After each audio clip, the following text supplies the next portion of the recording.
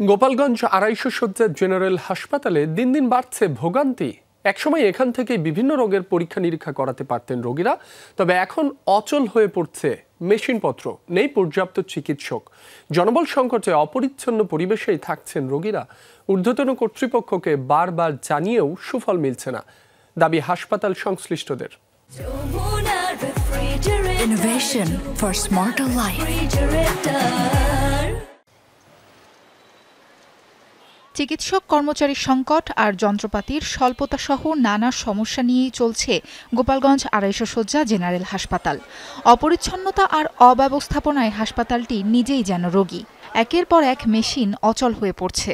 ৬৬ জন চিকিৎসক থাকার কথা থাকলেও আছেন মাত্র ৩৭ জন। ৬ বছর ধরে বন্ধ পড়ে আছে এমআরআই মেশিন। ২ বছর আগে অচল হয়ে পড়ে সিটি স্ক্যান মেশিনটিও। হাসপাতালের কার্ডিওলজি, মেডিসিন ও ডেন্টাল বিভাগে নেই চিকিৎসক। এসব সমস্যা নিয়ে আসা রোগীদের ছুটতে হয় অন্যত্র। হাসপাতাল থেকে ওষুধ দিচ্ছে, ওই যে আপনার ভিটামিন দিচ্ছে, আর হচ্ছে আপনার ক্যাপসুল, ওই মানে সামথিং তোরেতে অপারেশন করছে, ওষুধ কিছু দিয়েছে, কিছু আমাকে কিনা লাগছে। ওষুধগুলো যদি সম্পূর্ণ দেয় তো আমাকে একটু সুবিধা হতো আর কি। আবার কিছু বিভাগে শয্যা সংকটে মেঝেতে ঠাঁই নেন রোগীরা। ভর্তি হওয়া রোগী স্বজনদের অভিযোগের শেষ নেই।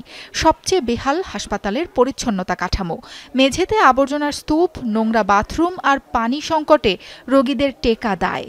স্বজনরা বলছেন, এই অপরিচ্ছন্ন পরিবেশে সুস্থ মানুষও অসুস্থ হয়ে পড়বে। এখন এখানের পরিবেশটা আসলে খুবই খারাপ, বিশেষ করে বাথরুমে যাওয়ার মতো অবস্থা নেই। আমি একটা সুস্থ মানুষ, আমি বাথরুমে গেছি, আমি নিজেই অসুস্থ ফিল করি। মা ও শিশু ওয়ার্ডে এই জায়গা তো সম্পূর্ণ মানে অসুস্থ রোগী থাকে, এই জায়গা পরিবেশ আরও ভালো হওয়া উচিত, কারণ এখন যে অবস্থা আছে এর আরও ভালো হওয়া উচিত। আমার বাবুকে নিয়ে আসছি, উনি অসুস্থ, ওনাকে ব্লাড দেওয়ার জন্য আনা হয়েছে, কিন্তু ওনাকে নিয়ে ওয়াশরুমে গেছিলাম, উনি ওখানে যায় আরও অসুস্থ হয়ে পড়ছে। জনবল সংকটকে দায়ী করছেন হাসপাতালের কর্মকর্তা কর্মচারীরা। বলছেন, চাপ সামাল দিতে হিমশিম খাচ্ছেন তারা। বাথরুম পরিষ্কার থাকে না, তাই জল থাকে না, এই নিয়ে এই রুগী গোসাতে আমাদের বেড দিতে পারি না, যে এতদিন তো ফ্লোর দিয়েও রুগী ছিল। প্রতিদিন আপনার মানে ৬০ থেকে ৭০ জনকে এক্স রে করতে হয়, কিন্তু আমাদের মূল যে এক্স রে মেশিন এটা প্রায় ২.৫ বছর যাবৎ বন্ধ।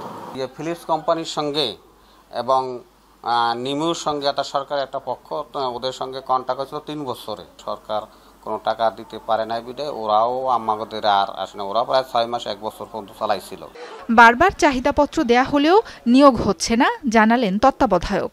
লাস্ট এই অর্থ বছরে চিঠি করেছি আমাদের নিমু থেকে কয়েকদিন এক ইঞ্জিনিয়ার পাঠাইছিল, তাদের মানে এমআরআই দেখার জন্য না, আমরা যে মেশিনগুলো আমাদের সমস্যা সবগুলো লিখে পাঠাইছিলাম, ওরা কতগুলো মেশিন দেখে গেছে, সেগুলোর কাজ করবে বলে বলছে, কিন্তু ওইগুলো দেখার জন্য কোনো লোক এখনো পর্যন্ত পাঠায়নি। চিকিৎসক সংকট সহ অন্যান্য সমস্যা কাটিয়ে ওঠা গেলে সুচিকিৎসা মিলবে বলে প্রত্যাশা রোগীদের।